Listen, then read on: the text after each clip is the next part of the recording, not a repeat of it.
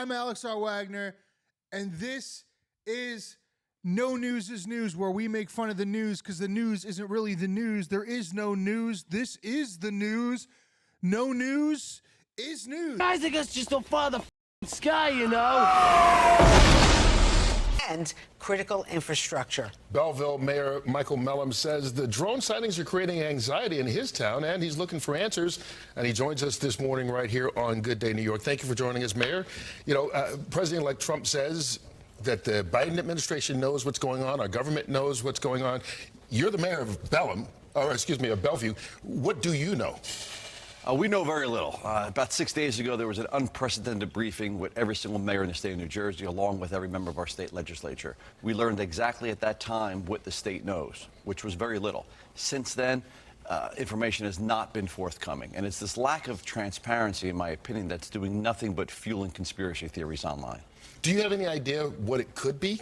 Or which side it could be, where it's coming from? Yeah, I can tell you what it's not. We know for a fact it's not little green men. And more than likely, it's not a foreign adversary, because they would be able to figure out how to turn off the blinking lights. These drones are huge. We had a mayor yesterday on the call with the White House telling them that he had 6-foot drones hovering over his house. Yet they continue to tell us we don't know what we're talking about. It's misidentification. Certainly, there's some misidentification probably going on, but I could assure you that we are seeing drones in New Jersey all over the place. All right, so Bethany Frankel, I know she's not like, you know, the New York Times, but she says that she has like some kind of contact at the Pentagon and that it has something to do with radioactive material in New Jersey. What are you hearing? So here's what I know. I know that we were told by our state police that we have assets over our critical infrastructure. Now, depending on your point of view, that's either concerning or comforting. I think it's comforting because it's probably us listening and watching. We also know that we have drones that are flying in a grid-like pattern. In my opinion, they're looking for something. What might they be looking for? Well, potentially, we're aware of a threat that came in through Port Newark. Maybe that's radioactive material. There was and there is an alert that's out right now that radioactive material in New Jersey has gone missing on December 2nd. It was a shipment. It arrived at its destination. The container was damaged and it was empty. So okay, potentially we're looking for that. Stop right there, Mayor, because that's very important information. And that came from a credible source. That came from the U.S. government. And so it's missing? Missing. I think they're going to say they don't know. And that's a concern in and of itself, that if we have drones flying around military bases and we can't identify where they came from or who's responsible for them. I know there are a lot of commercial drones out there, and Secretary Mayorkas has talked about this. That's fine. But the ones flying over our military bases, by definition, I would say, are adversarial. We need to know who is behind that because I believe they're spy drones. And the PRC, Chinese, Communist China, is very good at this stuff. And we know they bought land around military bases. This would be very consistent with their policy over the last couple of years. What's the explanation for all those drones over New Jersey? What's behind all of that? Nothing nefarious, apparently, but they're checking it all out. I think it's just one. There's a lot of drones authorized up there.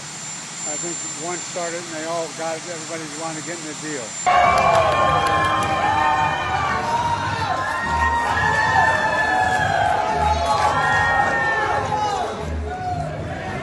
Everybody having a good time? Good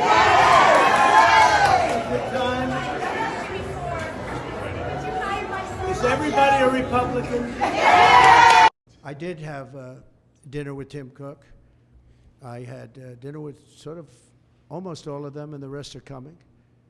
And this is one of the big differences, I think, between, we were talking about it before, one of the big differences between the first term. In the first term, everybody was fighting me. In this term, everybody wants to be my friend. I don't know. My personality changed or something, but. Massa, you know, double down is not enough. Maybe, you know, go for more, right? That's what I'm going to ask him right now. Would you make it $200 billion instead of He can actually, believe it or not, he can actually afford to do that. Would you do that? Well, My promise is 100, but you know, he's now asking to do more. I think, you know, with your leadership, my partnership with you, with your support, I will try to make it happen. That's good. All right. 200. He'll make it happen. 200 million investment. He is a great negotiator. He's a brilliant guy and did an unbelievable job, and the people of Japan and all over the world are very proud of him. They have tremendous respect for him. So when he does what he just did, and I would be surprised if it didn't go to 2. When you say you'll try, I know you'll do it. I will really try. Yeah. And I need your support, though. You'll have my support. All right. You'll have our country's support. Oh, fantastic. Thank you, Masa. Fantastic. Appreciate it. Thank you. Thank Do you. you want to Great. say hello to the people of Japan who are all watching? Well, I'm sure our people in Japan are proud to make the partnership of U.S. and Japan be stronger, and I'm very excited to make this happen. Thank you very much. Thank you, Masa. Thank you. Thank you. Donald Trump had that crazy rally at Madison Square Garden. Oh, wow, yeah. I rolled the dice, and I called him on the phone. And he answered! Of course he did! Of course! What'd he say? And I wasn't calling to chit-chat. I said, Mr. President, this is Stephanie Ruhle. You made a lot of comments last night, blah, blah, blah, blah. And it was not an on-the-record conversation. Long story, so I'm not going to get into what he said, but I called for one reason. I said, you just said a whole bunch of public things. I'd like to sit down for an interview with you. We got 5 days before the election. So we didn't get into anything. There's nothing for me to report. I called him and said, I want an interview with you. Obviously, he said no. But my point is, I was able to get to him by dialing his phone. Right. Now, that might be completely ape shit, and you're like, I can't believe people know this guy's phone number. Yeah. But the reverse of that, if I were to want to connect with VP Harris or President Biden, there's 50 people between me and that. I could write a note that maybe could get to somebody, then through Pony Express and a pigeon, something might end up in a mailbox near them. Yeah. And I called DJT to say, yo, can I have an interview? He told me to go fuck myself, but I still was able to connect with him. Yeah. But he still picked up. Donald Trump's party and his GOP opponents can cry if they want to borrow some words from Leslie Gore. Look, GOP voted to impeach or convict Trump. You go back to January, February 2021, it was 17 Republicans. They're adios amigos, goodbye, see you later for the most part. Now, just 5 of them. Just 5 of them remain in Congress, just 2 in the House, 3 in the Senate. The bottom line is this. Trump had a big control over the Republican Party before, but now it is even stronger. There are very few folks who dislike Donald Trump on the Republican side who are still in the United States Congress. He should be able to ram through legislation, at least on the ones in which he just needs Republican votes. And we're seeing the pressure campaign for his cabinet picks right now on the Hill. There were some anti-Trump sentiments going on among GOP voters during his first term. What does it look like now for his second? Yeah, I mean, look, it's the same basic thing that we see in the United States and the United States House. All right, Republicans on the Trump transition. You go back to January 2017, it was 80% approved. Now, that's not bad. But, oh, my goodness gracious, look at where we are now. It's 96%. I mean, you can't get any more universal, basically, than 96%. Those that disapprove, look, it was 10% back in January 2017. Now it's down to, get this, it's down to just 4. It's down to just 4. So, look, there are no GOP opponents in the United States Congress. There are very few among Republican voters. This is Trump's party. Mitt Romney, 100% correct on that. Folks like Romney just really don't exist in the GOP electorate or in Congress anymore. What do you say to people who are worried that his views on vaccines will translate into policies that will make their kids less safe? No, I think he's going to be much less radical than you would think. I think he's got a very open mind, or I wouldn't have put him there. He's going to be very much less radical. But there are problems. I mean, we don't do as well as a lot of other nations, and those nations use nothing. And we're going to find out what those problems are. Yeah, what do you think, Congressman? Does that reassure you?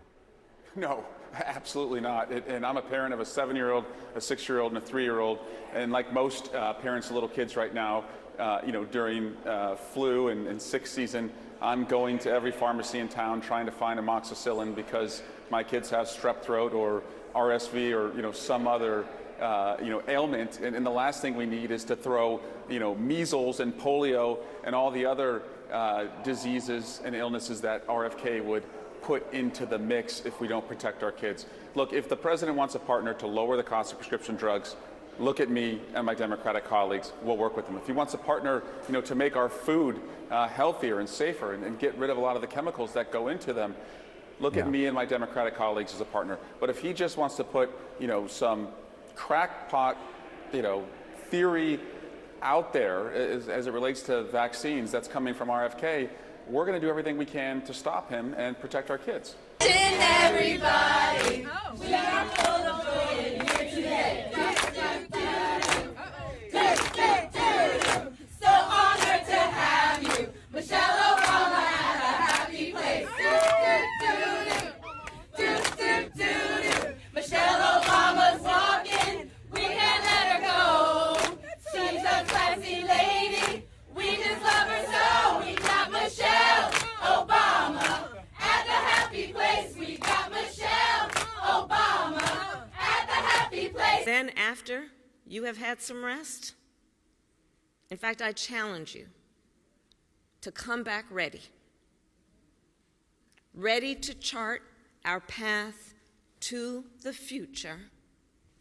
Chin up, shoulders back, forever impatient for change, and like Sasha, ready to summon your drive, your energy, your passion to help our fellow Americans, and be ready to get back to work, fighting for opportunity and freedom, fighting for fairness and dignity, and fighting for this country we love and the future we share. God bless you, and God bless the United States of America. One of the things I've found most admirable about you, Mr. President, you came into the Senate in 1972. People didn't follow stock trades, and you could have, if you wanted to get wealthy. You could have gone in early on Google and Boeing and Microsoft and NVIDIA and Amazon. You could have been an early investor. You didn't, correct me if I'm wrong, didn't own any stocks for that whole period of time. When nobody was looking, there was no Stock Act, nobody was checking you. Why? Look, for 36 years, I was listed as the poorest man in the Senate. Not a joke. You know that listing they had? I mean, in Congress, not the Senate, House and Senate. Yeah. I never thought I was poor. I had a salary that a senator made. But, I don't know how you look your constituents in the eye and know because the job they gave you an inside track to make more money. I think we should be changing the law that we have to, but we abide by at the federal level, that nobody in the Congress should be able to make money in the stock market while they're in the Congress. A kind of an anti-terrorism effort, you go to war. And the first of those wars was Iraq, but Syria was supposed to be exactly the next war. And the timeline was this remarkable idea of 7 wars in 5 years. According to all of the understanding that we now have from lots of insiders, from documents from the archives, what happened was the U.S. got bogged down in Iraq. There was the insurgency. We didn't move onward to the next war, which was to be Syria, which was to happen already 20 years ago. But in 2011, what really brought Assad down last week started under Obama. And this is also interesting. It doesn't really matter who's president. This is long-term deep state policy. Obama ordered the CIA to overthrow Assad. So that started in 2011. But why would Obama want to overthrow Assad? Because Israel has run American foreign policy in the Middle East for 30 years. The NCAA exists in part to promote fair competition in collegiate sports, does it not? Could you speak into your mic for me? Yes. Okay. A transgender woman is a biological male. Is that correct? Yes. And a biological male is always going to have a physical and a physiological advantage competing in a collegiate sport against a biological female. Isn't that true? There's not a lot of research on it, but it's certainly debatable. You think it's debatable? I think it's debatable. Wait, you don't think? Think that a biological male has an advantage every time competing against a biological female? Is that your testimony? No, I think defined the way you defined it, yes, I would agree with you. So you agree with me? Yes. Okay. So why does the NCAA, why do you, your job is to promote fairness in collegiate sports. Why do you support allowing transgender women who are biological males to compete against non-transgender biological females? Over the course of the past 2 years, 5 federal court cases involving this question. Let me finish. 5 federal judges have all sided with participation as the standard. This is a very... So you're saying you don't have a choice? I'm saying that under the current dynamic, there is not clarity on this issue legally. Well, why don't you exhibit leadership and demonstrate leadership and provide clarity? If you agree with me, well, first of all, that the purpose of the NCAA is to promote fair competition, and if you agree with me that in every single instance, a biological male is going to have an unfair advantage over a biological female, then why don't you just say, look, in America you can be whomever you want to be, but in terms of fair competition in a collegiate sport, transgender women who are biological males are not going to be allowed to compete against non-transgender women who are biological female. Boom, done. It is specific today, Chris, to talk about the Federal Reserve. We've talked about that because our argument has been, if you're worried about deficits, just rein in the Fed. Who would buy the debt? But that would be very, very difficult, and some people would suffer that probably didn't deserve to suffer. But they're into a financial bubble, and it's hard to turn it off, and that's what they're facing up to. So, Chris, today I would like to make a few suggestions on what we might do. Chris? Exactly, Dr. Paul. Yeah, a lot of people ask, how do you end the Fed? What do you do? Well, it is a complicated question. It's actually simple, but it's complicated. Consider that a single elector in Wyoming, no offense to Wyoming, represents 200,000 residents. And in New York, an elector like you represent 700,000. And this convoluted process also leads candidates for president to spend an inordinate amount of time in a few swing states rather than appealing to the voters of our entire country. And in the worst case scenario, it means that a person can become president of the United States even if he or she did not win the popular vote. Something I recall as I sat in this room right there next to President Bill Clinton when we were both electors in 2016. In short, the Electoral College does not contribute to the overriding objectives set forth in our great Constitution. We, the people, forming a more perfect union. And I strongly believe that the people of New York State and the United States of America should and must have their votes count equally. But for some like me, there's also a questioning.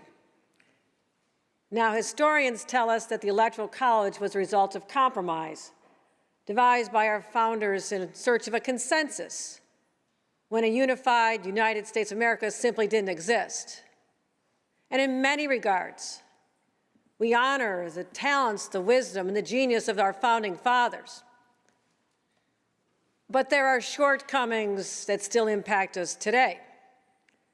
I believe that we must reflect on whether the time for this particular institution, the Electoral College, has passed. Now, recall that the Constitution, as ratified, also contained provisions that we consider abhorrent, such as women and people of color being denied the fundamental right in a democracy, the right to vote. We've been working, I don't know, before DOGE was DOGE. I don't know what, this is just like a promo project. We've been doing civil service reform in this state. We've been consolidating job classifications. We've been updating job descriptions in this state, and we waived those requirements. And in fact, I think it was in August, earlier August, we came up with your shop. We're going to double that next year. In fact, by 32,000, it'll be 62,000 positions. We will have eliminated those barriers and that requirement. So female empowerment.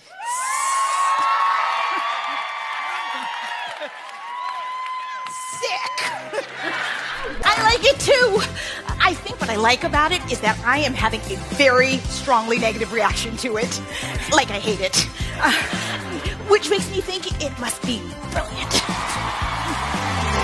Got this feeling in my body. Can't stop the feeling. Got this feeling in my body. I can't stop the feeling. I did it. I made it to Broadway. And just swamp's going to swamp, right? 1,400 pages. Still haven't seen the text. Multiple subject matters. Important healthcare legislation in the context of extenders piled on the back of a 3-month CR with about $110 billion unpaid for, $25 billion of healthcare policy, half of which is fake pay for, being sold that is paid for because they're gimmicks and shuffling around the decks. Things like E15, which we didn't even have a full debate on.